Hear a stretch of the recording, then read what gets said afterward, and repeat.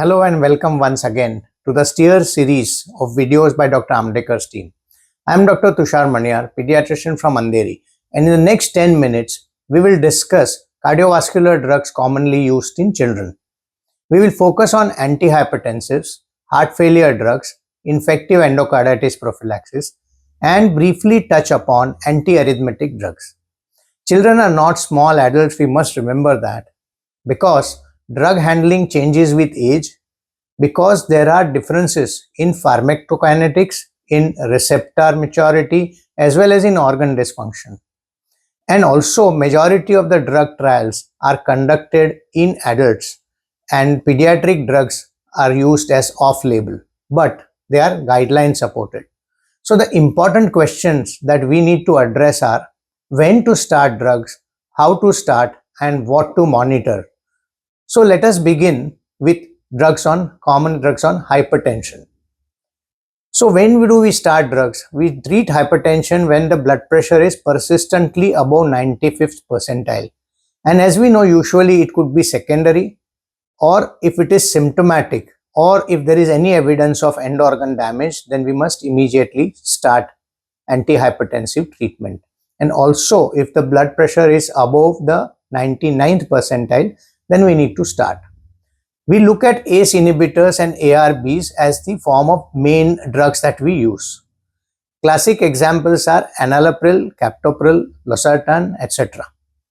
And they are usually preferred in renal hypertension, proteinuria, left ventricular dysfunction.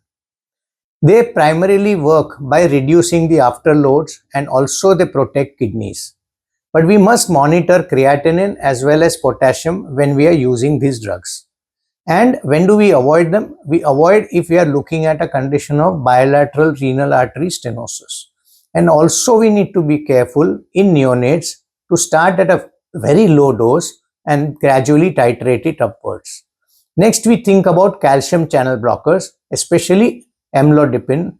And this is among one of the safest drugs that you can start as oral antihypertensive in children, because it is useful in primary hypertension and also in steroid induced hypertension. The advantages being it is a once daily dosages and there is hardly any monitoring required. We may also use beta blockers such as propranolol or atenolol. They are useful in coarctation of aorta or hypertension secondary to hyperthyroidism and certain arrhythmia related hypertensions. But we remember that we need to avoid beta blockers in asthma and in acute heart failure. The other drugs that are commonly used are diuretics, which are mainly used as add-on drugs. And they are useful when you are looking at primarily volume overload. Also in anti-hypertensive emergencies, we can use IV labetalol or nicardipine to lower the blood pressure. But we must remember never to rapidly lower the blood pressure, as it may affect vital organ perfusion. Let's look at heart failure in children. The pediatric heart failure, as we know, the causes are quite different from adults. And so the management goals here should be to relieve the congestion, improve the output, and if and when possible, modify the disease. So classically we use diuretics like furosemide, which give rapid symptom relief, but they do not work on improving overall survival. So they are not used as a standalone, but more often used as medications to start with. Whenever they are on these diuretics, we need to monitor electrolytes. On the other hand, ACE inhibitors are disease modifying drugs as well, along with control of hypertension, and so for long-term use they are preferred. They reduce by working afterload as well as improving the remodeling. We generally start them after or along with diuretics and titrate it slowly. Beta blockers such as carvedilol can be used for stable chronic heart failure. We generally do not start them in acute heart failure. And when there is acute decompensation, we definitely, as mentioned earlier, avoid all beta blockers. Digoxin does have a limited role. It helps in improving the symptoms and rate control, but again, like diuretics, has no mortality benefit or no disease modifying agent. Problem with digoxin, as we all know, is it has a narrow therapeutic window and we need to watch out for toxicities. We should also pay attention to important pediatric emergencies, especially in the newborn age group, and that is when it happens a situation of ductus dependent circulation. When do we suspect that? When any neonate presents with sudden onset unexplained shock or severe cyanosis, and especially if the symptoms worsen after first few days of relative normalcy. And here we know the life-saving drug is prostaglandin E1. The important point here is that if you are in a resource-limited place, do not wait for the diagnosis. If you suspect it clinically, do start the medication immediately and make yourself ready and informed for transfer, as it keeps the ductus open till a formal proper treatment can be done.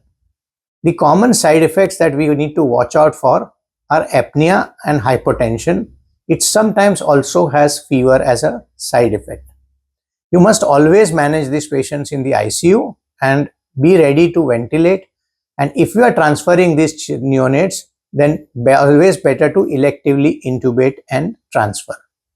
Next, we look at infective endocarditis, and we know that we use this infective endocarditis prophylaxis for children who are at certain high risks.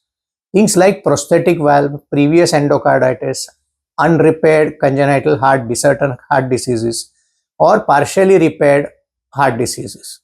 Sometimes after putting a device for till the reepithelialization, we may have to use infective endocarditis prophylaxis. Commonly, we use it for dental procedures where there is bleeding involved, and the drug of choice is amoxicillin. If they are allergic to amoxicillin, then we try to use either azithromycin.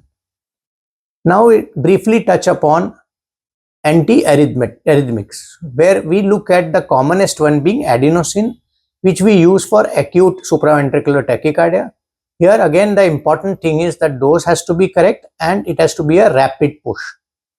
In case of refractory cases or unstable arrhythmias, amiodarone may be used later. We also use beta blockers, digoxin, and many other antiarrhythmetics, but we would like to leave this out of today's discussion and would refer them for specialist care. To summarize, when we treat children, we need to make sure to start slow, go slowly to titrate from a low dose to higher dose, and remember each drug class and what they typically do. So diuretics, they relieve symptoms. ACE inhibitors modify the disease. We can say prostaglandin E1 saves life till a procedure is done, and endocarditis prophylaxis safeguards the valves. So again, friends, remember, when in doubt, reach or refer to a pediatric cardiologist before losing time. Thank you very much.